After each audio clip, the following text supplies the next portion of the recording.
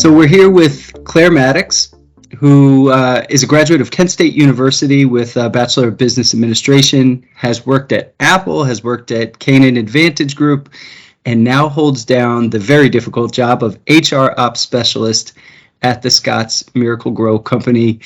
Claire, we're excited to have you. Thanks for joining. Thank you for having me. I'm excited to be here. Claire is also the mom to a 100-pound, 5'3" Bernese mountain dog, which later I am sure we'll find is a tougher negotiation than anything she deals with on a daily basis. My greatest strength is negotiating with that dog. So. All right. So Claire, how did you make it to where you are today? Yeah, honestly, a lot of trial and error. I was one of those college students that went in and did not have a clear vision of what they wanted to do with their life or where they wanted to end up. I switched my major 3 times before I even had my first class. Eventually ended up on business only because I thought it was the most broad major that I could fall into. And just get me started, I'll figure it out later. That was my mentality.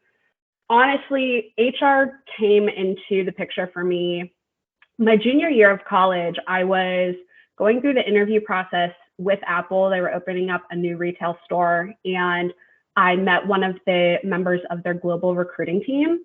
After meeting her and interacting with her, I knew that was what I wanted to do with my life. Not just go into recruiting, go into recruiting with Apple.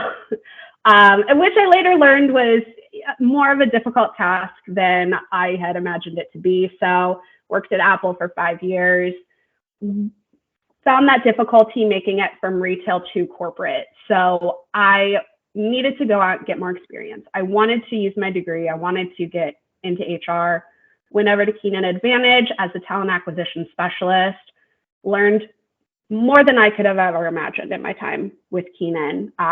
Ultimately found though that I wanted more. So I wanted to be able to explore the other areas of HR, the learning and development, the operations side, compensation, everything. So that's how I ended up at Scotts. And this opportunity at Scotts, I've learned all of that and more.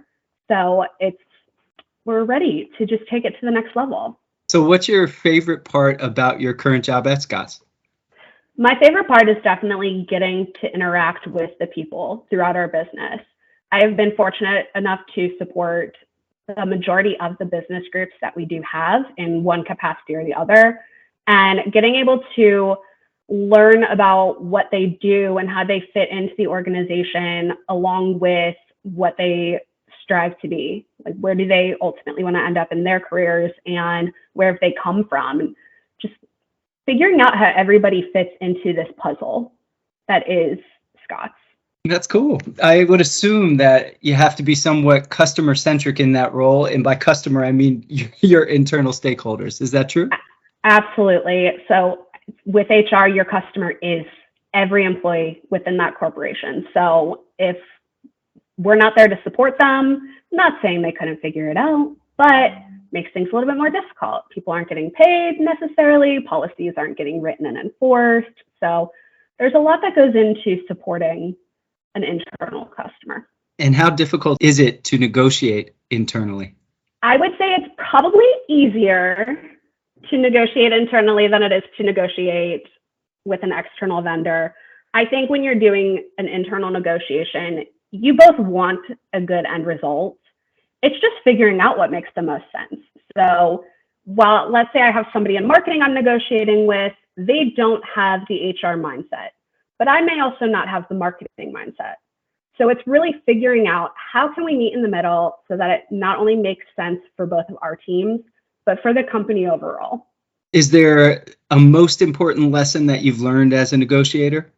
Negotiation is all about cooperation. So for me, it's knowing what boundaries to set and when to possibly cut off a negotiation and walk away.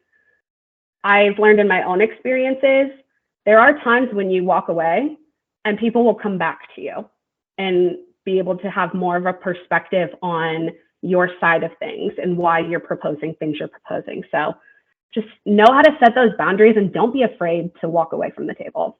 And do you ever walk away from Fozzie? How does that work?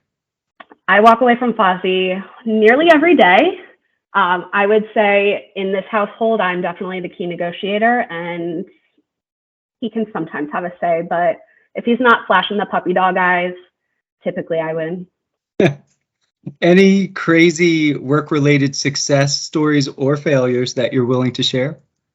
I think most of my success stories have actually come from negotiating with my nieces and getting them, kids, take 3 more bites and then you can have your dessert. That's my negotiation success. Honestly, for me personally, most of my negotiations have been just with salary and wage negotiations. From a personal standpoint, when I was accepting my first few jobs, I was terrified to even consider negotiating a wage. To me, that was something that was a complete turnoff for companies and recruiters, and I just stayed away from it until when I was at Keenan, working towards my position at Scotts. I finally started, researching how to negotiate and the importance of it, and realized that you should always negotiate.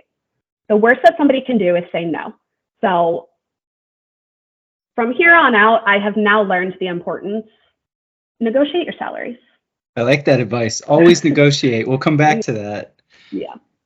As you have progressed across your career, do you have a secret to surviving a recession? For me, it's setting up for success in advance. So, and it can be easier said than done in some cases, but I think if you're smart with your money, if you are putting it into the right places and investing in the right places, you're going to be able to sustain anything that can come during a recession. Don't panic. Unfortunately, we've seen enough recessions in recent history to kind of know how they flow. You know that there are going to be ups and downs. It's just a matter of making sure that you have that cushion, especially with finances, that if something should happen, you're going to be okay. You're going to make it through. And maybe don't buy a house right now. Yeah, obviously with an eye towards interest rates, right? Yeah. What advice would you have for anyone who has the same career aspirations as you did and do? Yeah. Don't be afraid that you don't have it all figured out. I don't even think I have it all figured out. There are so many people that I have met that have completely changed the trajectory of their career path. I myself, I have often thought about, am I in the right place? Should I be doing something totally different? Obviously, I'm pretty set with where I'm at right now. So it's just, don't be afraid of the idea that things won't necessarily fit the plan that you thought you had. And it's important to do what actually makes you happy and allows you to live the kind of life that you want to live. Any guidance on how different generations are looking at learning and development? The important thing to know about learning and development is that it is a key motivator for anyone, regardless of age or generation they fall into. When it comes to our newer generations, so talking millennials, Gen Zers, there is more of an emphasis on digital learning. You're talking about individuals that have either grown up in or were born into this digital age and have not been afraid to grasp onto the power of technology. So with these generations, what they're really looking for is self-driven learning. And they want to be able to see results from their learnings and to be able to actually implement them into their day-to-day work, whether that be proving that they deserve a raise, a promotion, just a new opportunity in their current role to showcase those skills. All of these younger generations want to use learning as a way to climb the ladder of success, more so than just to develop where they're at. So if they're not receiving recognition for their newly acquired skills, or if they're not being presented those growth and additional education opportunities, they aren't going to be afraid to move to a company that is going to offer that to them. That's really good guidance. I have one question for you left, but I think you may have answered most of it, but I'm going to ask anyway. Sure. What are your goals and focuses for your colleagues over the next few years as far as upskilling? So with respect to Scotts. Yeah. So right now at Scotts, we are in a great position for everyone within our organization to have the opportunity to upskill and take on new challenges. For our HR team, we continue to find content that is not only easy to get through, but is also relevant to what people want to learn. We also need to be forward thinking on what the skills of the future are. What are the new ways of performing old tricks? How can we get ahead and really establish those new skill sets and make sure that our associates are being set up for current and future success in those areas? I like the new ways of performing old tricks.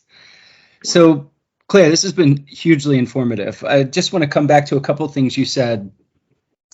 You talked about, with respect to negotiation, it's not just about HR. So have a broad mindset. There are times you're with marketing, there's times you're with sales. So a skill that you carry with you is having a broad mindset. And that negotiation often can be about cooperation. However, you need to know when to walk away, which is critical. And you mentioned sometimes you walk away and it forces them to come back with a different mindset. You discussed putting the pain before the gain, possibly your nieces and nephews. The way you worded that was great. The if you then we mentality. So really that pain before the gain.